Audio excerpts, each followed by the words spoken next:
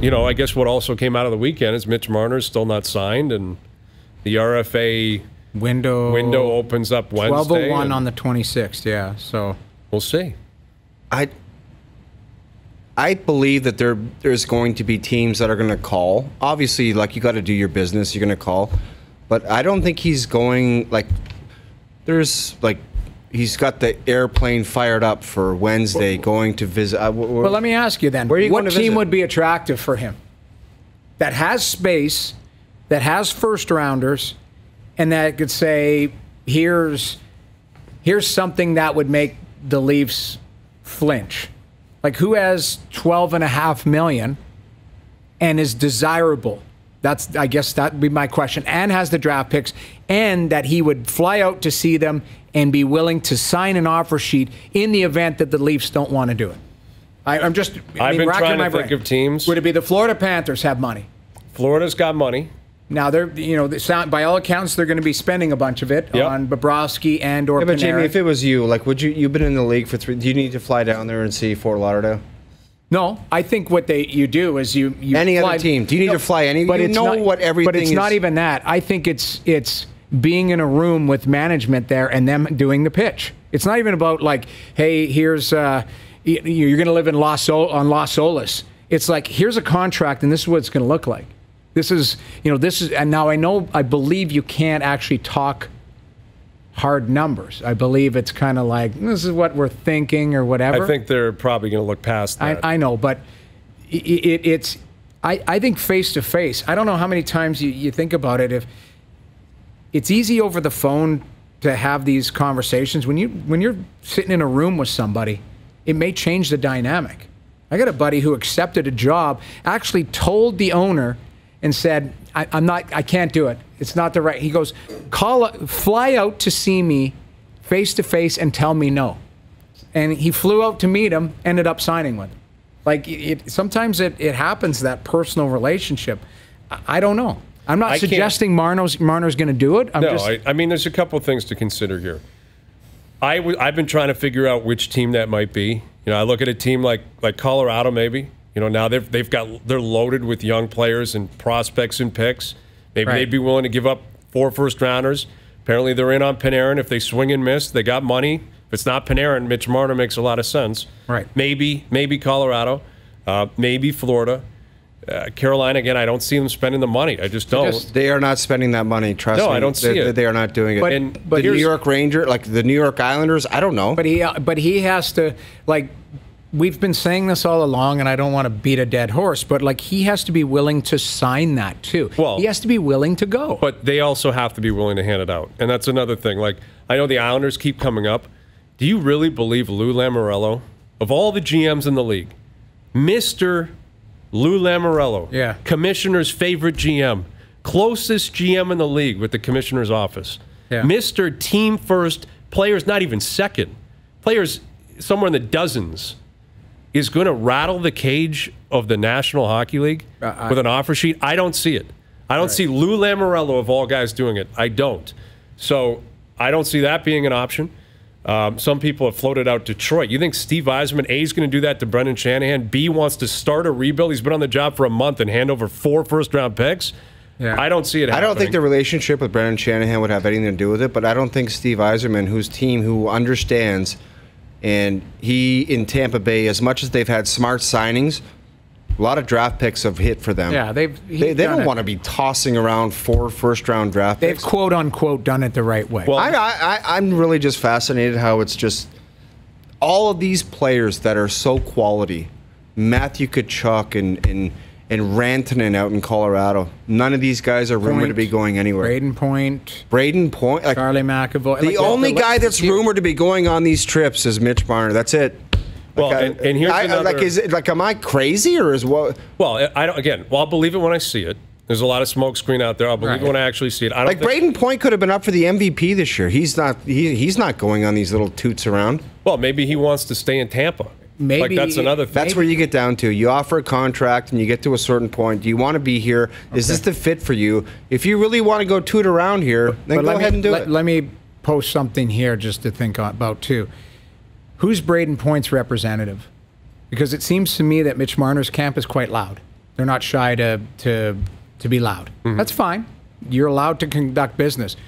But I believe it's Darren Ferris, correct? Yeah, that's his agent. Yeah. That's his agent.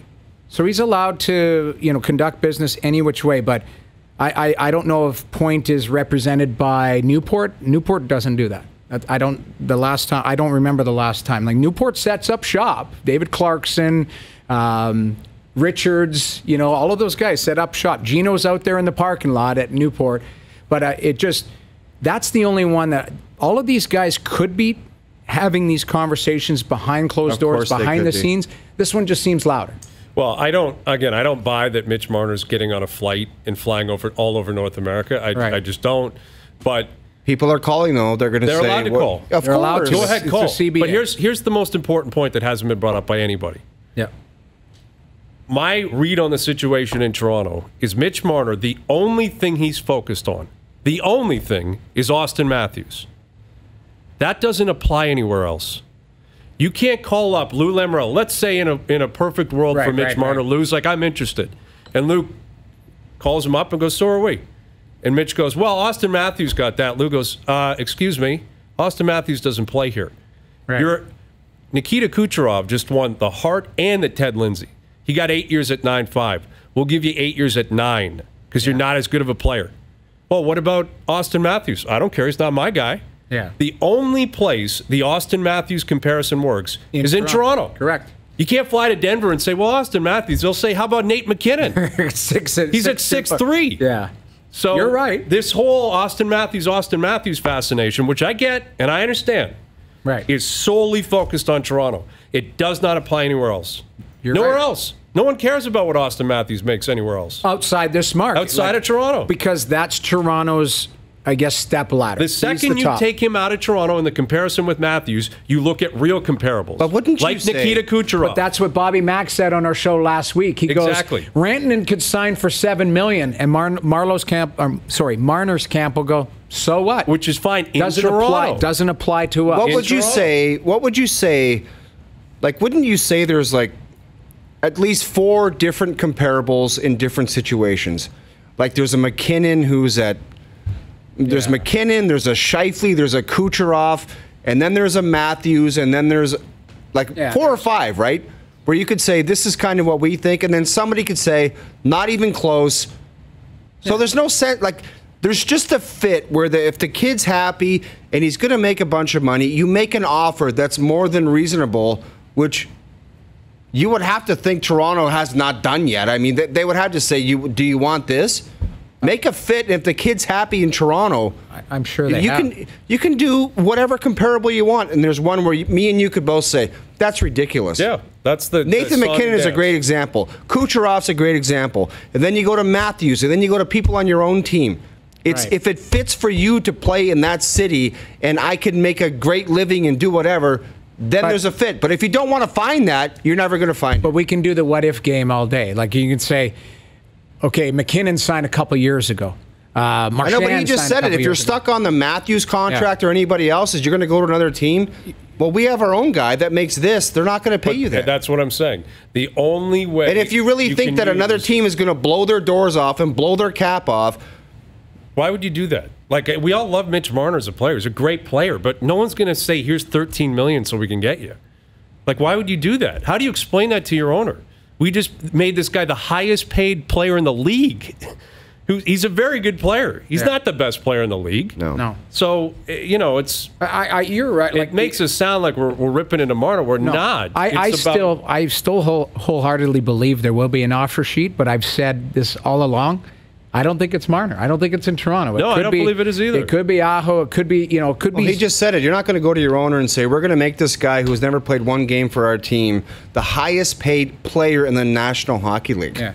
More than Connor McDavid. Yeah. It's not happening. No, it's just not happening. And, an example of both sides working it out applied over the weekend, and that's William Karlsson in Vegas. I was just going to say, 5'9" for a guy who scored 43 2 Unbelievable years ago, deal. and 28 But last you know year. why? He said, I really want to be here. Yeah. So they said, all right, what's it going to take? He said, I want the 8 years. Yeah. Okay, you get something, we get something. Yeah. Seems very reasonable. Yeah. Seems to happen in a lot of places in the league. Yeah. You're right. For some reason, it can't happen here. I know. But it seems to happen in a lot of different places. It was like I saw that deal and I took a picture. It's an unbelievable deal. Well, it's a great deal. Now, he's a really good player. He is. And you know, he had 56 points last year, but he had 78 points the year before. 24 goals last year, but 43 the year before. Let's say he's a 25 goal scorer.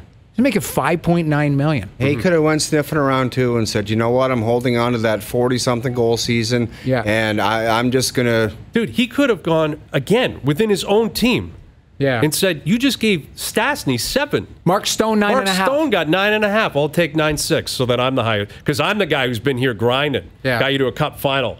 And was the one of your stars with Stone and others who should have gotten you through to the second round if the refs didn't pull off a phantom call. And he said, no, that's good. I just want term. I want to be here. 8 years. 5.9. Works Done. out to about $50 million, just under. Yeah, pretty reasonable. I think he's probably pretty happy today.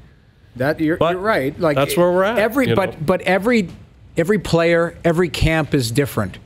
Some guys will bet on themselves. Some guys will, like other guys like security. Like it just... I remember Jerome McGinley telling me, I don't even know if he signed longer than 3 years every time he signed. Like, yeah, just bet on myself, keep going, and that's there's betting on yourself, and I'm sure there was probably an offer the last year, but if you're just fixated on a certain number and you have to be that or you have to get paid that, then ultimately I think you find yourself, I don't know, being traded or whatever if you're just fixated on that number. Because if they went to Vegas, and I know Kelly McCrimmon and George McPhee, if they said I got to make more than Stone, they would have said, give me your list or whatever because you're moving out of here. That's the way they would operate. Well, those are taking the offer sheet out of it with Marner. There's, I think, 4 options here. The Leafs hold strong and Marner says, okay, I'll take it. Marner holds strong and the Leafs say, okay, we'll give it to you. They meet somewhere in the middle, which is probably what should happen, or they trade him. Like that's what it's going to come down to. And the scary part is it could take time. It might, but they can't do what they did with Nylander because they don't have the cap for the $15 million cap hit this year that goes down to 9.7 in the years forward. So they can't play that game again. They could this year. They can't do it next year.